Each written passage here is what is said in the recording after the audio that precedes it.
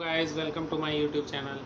आज मैं आप लोगों के साथ राइट टू एजुकेशन एक्ट 2009 जो कि कंटेम्प्रेरी इंडिया इन एजुकेशन का एक इम्पॉर्टेंट क्वेश्चन है, उसके बारे में डिस्कस करूंगा। पार्ट 1 मैंने अपलोड कर रखा है, वो आप लोग देख लें। आज मैं पार्ट 2 के बारे में बात करूंगा, जिसमें कि मैं इम्पॉर्टेंट प्रोविजंस क्या हैं आरटी 2009 के, उसके बारे में बात करूँगा। आरटी 2009 क्या है, इसका डेफिनेशन क्या है, चीज़ें, इसके बारे में मैंने पार्ट 1 में डाल रखा है। सो मैं अब आप लोगों को इम्पोर्टेंट प्रोविजंस बताता हूँ।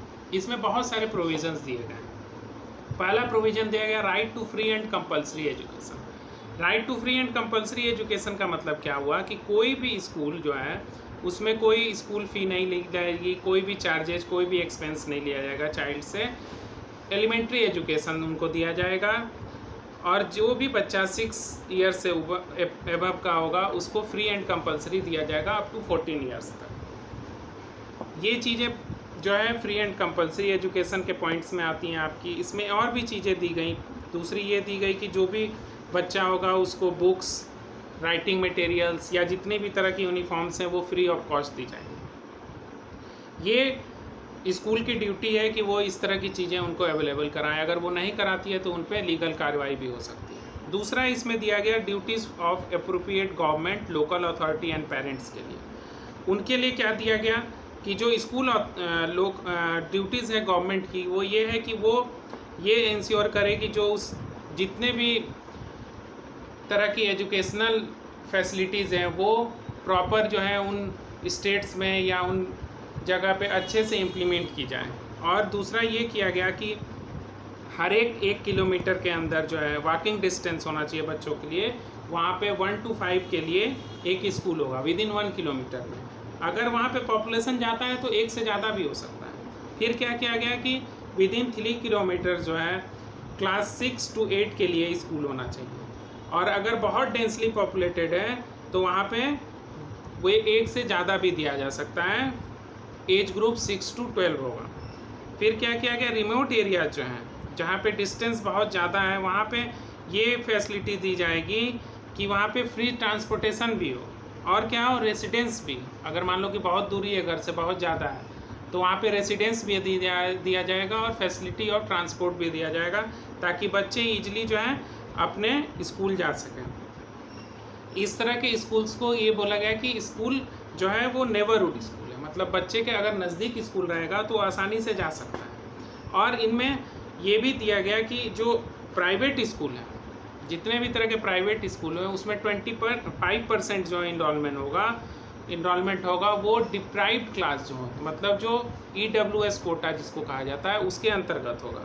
और इसमें जो बच्चे की फ़ी होगी वो प्राइवेट स्कूल में जो फ़ी होगी वो गवर्नमेंट पे करेगी, इक्विवेलेंट टू जो गवर्नमेंट स्कूल में एक बच्चे की फ़ी के बराबर है, वो गवर्नमेंट पे करेगी उस प्राइवेट स्कूल को।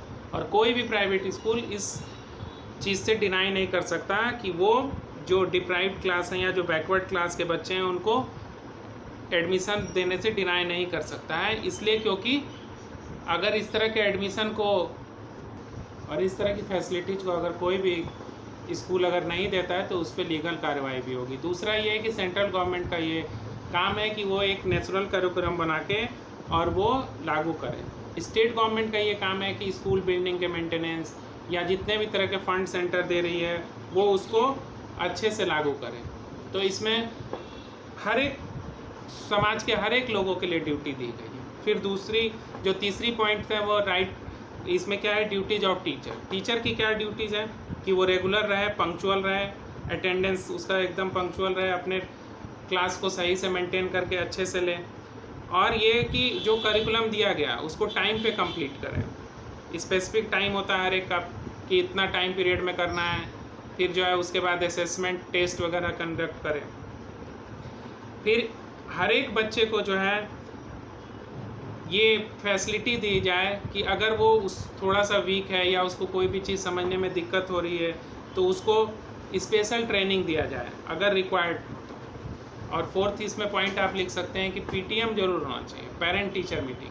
पेरेंट टीचर मीटिंग में हम क्या है कि हम ये बताएंगे असेसमेंट करके बच्चे का, या उसको बताएंगे कि एकेडमिक वाइज वो कैसा है, या वो अलग तरह की जो उसमें क्रिएटिविटी है या क्या तरह के उसमें अच्छी चीज़ें हैं वो हम पेरेंट टीचर मीटिंग करके कंडक्ट करके सही कर सकते हैं। फिर जो है इसमें जो है और भी चीज़ें दी गई, स्कूल नॉर्म्स एंड फैसिलिटीज़ दी गई। स्कूल नॉर्म्स और फैसिलिटीज़ में क्या दिया गया कि there should be 1 teacher for every 30 students for class 1 to 5 and 1 teacher for every 35 student from class 6 to 8। फिर क्या बोला गया कि for upper primary section class 6 to 8 there should be 1 teacher each for teaching science, mathematics, social science and language. फिर क्या बोला गया, a full time head teacher is recommended for A school with more than 100 students. मतलब 100 school में 100 students पे एक head teacher रहेगा। और जो स्कूल की बिल्डिंग होगी उसके लिए ये बोला गया कि ऑल वेदर बिल्डिंग हो, 1 क्लासरूम फॉर एवरी टीचर्स हो। उसके बाद ये बोला गया कि फेंसिंग हो पूरे चारों तरफ से, लाइब्रेरी होनी चाहिए, टीचिंग लर्निंग इक्विपमेंट्स होना चाहिए, प्ले एंड स्पोर्ट्स के लिए इक्विपमेंट्स होनी चाहिए, प्ले ग्राउंड होना चाहिए, मिड डे मील स्कीम चलती है तो वहाँ के लिए किचन होना चाहिए सेपरेट। ये नहीं कि अब इधर क्लास हो रहा है और वहीं पे खाना बन रहा है, एक सेपरेट ये होना चाहिए, सेपरेट टॉयलेट्स होना चाहिए फॉर बॉयज़ एंड गर्ल्स। तो ये सारी जो चीज़ें हैं स्कूल नॉर्म्स एंड फैसिलिटीज़ में, और ये स्टेट गवर्नमेंट का ये रिस्पॉन्सिबिलिटी है कि वो टाइम टू टाइम इन चीज़ों को चेक करें कि प्रॉपर जो है स्कूल्स इस चीज़ों को फॉलो कर रहे हैं कि नहीं। फिर लास्ट इसमें पॉइंट है completion of curriculum and learning outcomes. इसमें क्या है कि स्टेट जो है state council of for education research and training SCERT जिसको बोला जाता है, वो एक करिकुलम तैयार करे। और वो करिकुलम कैसा होना चाहिए जिसमें कि all round development of child हो, मतलब उसका ओवरऑल जो है विकास हो। ये नहीं कि बस एकेडमिक हो, स्पोर्ट्स भी हो, कोकरल एक्टिविटीज़ भी हो। उसके बाद क्या होगा, नॉलेज, पोटेंशियल, टैलेंट जो है वो चाइल्ड का हमें डेवलप करना है।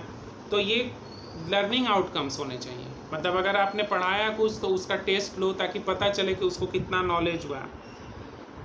फिर जो है उसका फिजिकल एंड मेंटल डेवलपमेंट होना चाहिए, मतलब वो फिजिकली और मेंटली एबल हो चीज़ों को करने में।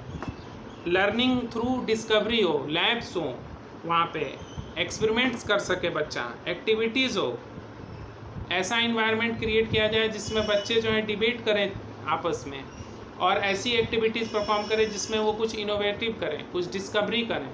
तो ये सारी जो थी प्रोविज़न्स थी, और इन प्रोविज़न्स को लागू करना हर एक स्टेट गवर्नमेंट का काम था कि वो इन चीज़ों को लागू करे, और अभी भी ये चीज़ें लागू होती है।